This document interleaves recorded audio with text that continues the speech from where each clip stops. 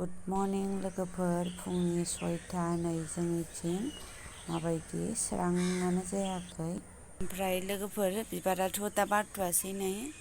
ओरैनो थुथि थाथारो नैयाव मामिया ओंखाम माने माइरं होनानै दोनबाय थायो आरोना ओरैनो आं सानो मानो फारौ फैबाय थायो दाउ फैबाय थायो ओमफ्राय मैयासो नुसनबाय आरो आं लोगोफोरनायाव जि बुरजा माइरं होनानै दंमोन बेखौनो जाफैबाय थायो आरो दिनै सान फैबाय 9टायाव दिनैसो नुफेरबाय बेसेबा गोबावनि उनाव ओमफ्राय दाहायबा थागोन ना थाया 1 मिनिटल' थागोन खोमा ने बाबा बै गारिया सोरनि बेसेरा गथ'आ बाबानि होनगासिनो बै गारिखौ आब'आ मामिया बाबाया मा खालामो मेनो जोंनि नङालै बाबा इयो नोंनि बोरो आंनि होनग्रा मानसिया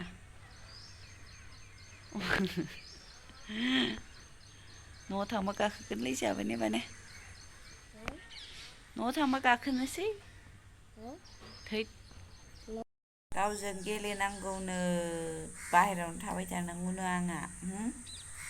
खामानि मावला संला जाला बाबायाबो फैया ने दिनै मालाय सोरबा पेनसन थांगोननो ओमफ्राय हजोंनो जागोन आरो दिनै ओंखामखौ ओमफ्राय जोंहा माजों लोगोफोर आङो जि सुगासिनो आरोना माने सुनो लुबैदों सुनाङाबाबो सुगासिनो ओमफ्राय आंनि फिसाज्लाया ओरै गोबाव जाथारबाय आरोना मा खालामदों सानबाय आं नै बेयावसो दंमोन आरो बियो गेलेगासिनोमोन दाखोर आरो टिफिनाव भिन्दि भाजा हरदोंमोन नालाय भिन्दि खर' आरो बियो ओमफ्राय सिरि गेलेबा गथ'फ्रा माबा नङा माबा उल्था सिदा गेलेयो साननानै आंबो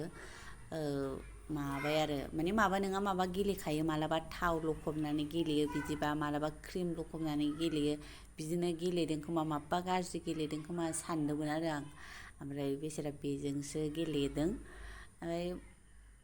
दाउसिन दाउला बाहेरायाव खुला खुला मोजांबो मोनो खोमा नाहरोबो दाउफोरखौ ओमफ्राय दाउआबो फैबाय थायो मालाबा फारौ मालाबा बैदि बिबार सोबनो ओमफ्राय इसोरखौनो होलाय गेलेबाय थायो आरो माने थांलाय फैलाय बालकनियावनो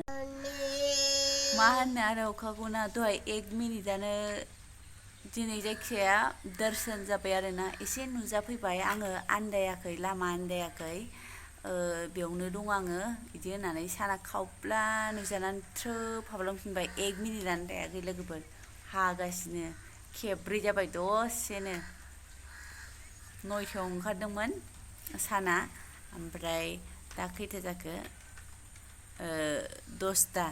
6टायावनो खेबब्रै अखा हाबाय लोगोफोर हनै ओमफ्राय आं जि सुगासिनो आरो जि ओरैनो सुनो लुबैनानै सुबाय मेचिनाव दै दंखायोमोन नालाय ओमफ्राय आब्बां जाब्बां सुलागासिनो आरोखि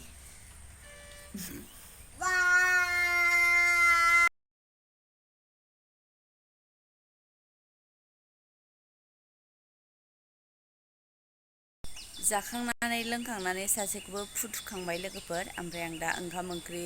गुदुं खालामफिनदों मामिनो बोथोरा एनै गुसु नालाय ओमफ्राय दै आरि फुदुंबाय दुगैनो मानो ओमफ्राय आं नेगासिनो आरो अखाया एनै साथाखौबा खेवनानै हमनो रोंदोंना रोङाखै गारिखौथ' गाबनाय खोनाबाय आङो माने बेयावनो गाबफैयो आरोना बैथिं बेल' होथेयो ओमफ्राय बिसोरो ओरैजाय साब्रै जायो नालाय लाया आरो बे खनायावनो बोथोरानो मोजां नङा होनदो मैयानिफ्राय खुलिजेनदों स्कुलाबो मा होनो दिनै एगजामबो आरोना दिनैनिफ्राय एगजाम 40 मार्क्सनि आरो ओमफ्राय बेखौनो नेगासिनो आङो माने ओंखाम ओंख्रि फुदुंफिनजोब्बाय दुगैनो थाखाय दै गुदुं खालामगासिनो ओमफ्राय बे फैबाथाय आं दसे टेन्टावनोसै आरोना लोगोफोर मानो होनबा बोथोरा गुसु नालाय बेखायनो आं ओंख्रिखौ फुदुंफिनदों आरो गुदुंबा आंबो फुदुंफिना ओमफ्राय दै गुदुंजों दुगैफैयो नालाय दै गुदुंखौ फुदुंनानै दोनो आरो ओमफ्राय साथाखौबा खेवनानै हमबोनो रोंगोन ना रोङा अखाया एनै हागासिनो बोरैबा मोनो माने नैलाय फैबाय लोगोफोर बैयाव बेल दामखायो आरोना फैबाय 40 मार्कनि होनलायबाय आं बेसेबां लाबोनांगौ मार्क्सखौ बिदि होनबाय आरो मिनिनानै दैगोन ओमफ्राय आंबे आरो 40नि नालाय माने 49 हाफ लाबोबानो जाबाय आरो हाफखौ माबायाव हेन्ड राइटिंआव दानथोंसै दे बिदि होननानै मिनिनानै दैगोन सोंनानै जों खोन्थानायजों गाव हायाबालाय माखौ लिरबोगोन माबालाय मा जोंनावलाय बिफानाव सोंबाबो बे खोथाखौ आं बेसेबां लाबोनांगौ बाबा होननानै जाम्बि खिफियावलाङा मिनिनानैसो दैगोन ओमफ्राय बिफाया होनबाय आरो दे माबाखौनो लाबोदो दे 38 नङाबा 39खौनो लाबोदो दे नङाबा दे 37बाबो जागोन होनबाय आरो बिफाया ओइ मेदामा लायनो नागिरदों आं लायला माने खाथियाव नालाय इसोर साब्रै जाखायो माने थांनायाव एसे बोरैबा मोनो आरोना गाखोहरनायखौ नुबा मोजां मोनो ओमफ्राय लायनायखौ दा बेयावनो नालाय फैखागोन बिदि होननानै ना ओइ मेदामा लायदों आरो एसे गोजानावमोनबा आंबो आगोलहाय लायोमोन ओमफ्राय दा नैबे खाथिथारावनो नालाय लायला आरो दोनलांनायाव खिन्थु दोनलांनो मोनाबा मोजां मोना आरोना ओइलाय बे खाथिनि मेदामा लायदों ओमफ्राय गावसोर ओरैनो थाबायबोगासिनो आरो